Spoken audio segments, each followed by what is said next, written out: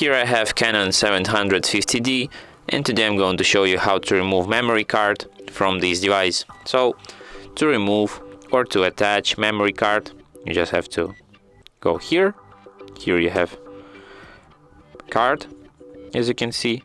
You open it like this, and now here you can see your memory card. That's how you can remove it. Here it is.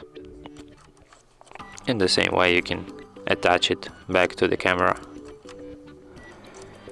just like this. And that's it. Thanks for watching. If you find this tutorial useful, don't forget to hit that like button and subscribe to our channel.